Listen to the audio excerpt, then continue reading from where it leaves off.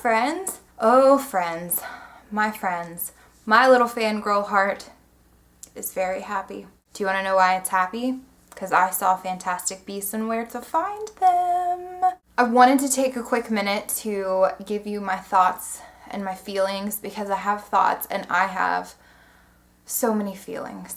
I have been really excited about this movie. I hadn't watched a ton of trailers beforehand because I just like to be surprised. But it just felt like the first thing that was authentically part of the Harry Potter wizarding world, because I'm still kind of trying to pretend like the Harry Potter and the Cursed Child doesn't exist. I mean, it exists, like I'm fine that it exists, but it's just not like canon to me.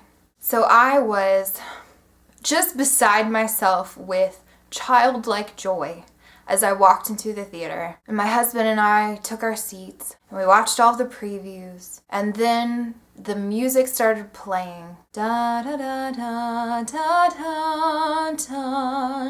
And I just thought to myself, it has been so many years since we've gotten to hear that theme in the theater. And Harry Potter and this, world was just such an important part of my childhood and growing up, and just something that I've, kept with me near and dear to my heart. And I listened to the song play, and no kidding, I started to tear up a little bit because it was such a great moment. And my husband leaned over and he took my hand and he whispered in my ear, "Man, I have to pee."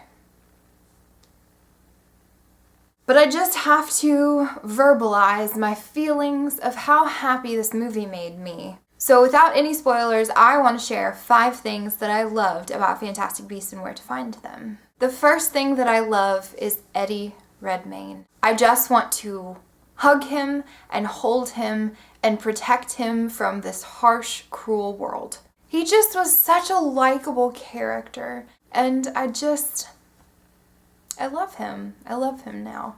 The second thing that I loved were the beasts. The title's not kidding when it says they are fantastic. I just want all the merch. I want every single beast that was in that movie as a stuffed animal that I can just surround myself with as I go to sleep and pretend that I am not in this world, but I'm in that one.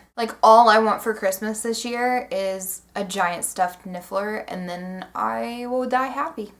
Hopefully not soon, but years down the road, and I'll still be happy about having that giant stuffed niffler. The third thing that I loved was how it really did feel like it was written by J.K. Rowling, and that's because it was. Unlike Cursed Child, where she, I guess, collaborated with him, but wasn't the actual one that wrote it, she wrote the screenplay for Fantastic Beasts, and I think you could tell that it was from her. The fourth thing I loved about the movie were the supporting characters. From Jacob to Queenie to Credence, I thought all of the actors were fantastic, and I thought all of the characters were really interesting. And I thought JK did a really great job giving the characters depth, because she's used to, being able to have an entire novel or series of novels to really flesh out a character, and with this, you have to convey a lot more using a lot less words. She did really well. I loved the supporting characters and I loved their stories. And the fifth and final thing that I loved about Fantastic Beasts was that we get to have 4 more movies, apparently.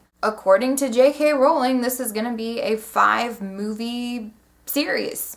Now, I don't know what they're going to do for 4 more movies, but I'm drinking the Kool-Aid. Bring it on. Just give me all the movies. Give me all of the Wizarding World, everything. I want it, I want it, I want it. So I hope you enjoyed 5 things that I loved about Fantastic Beasts and where to find them, and I will see you next time.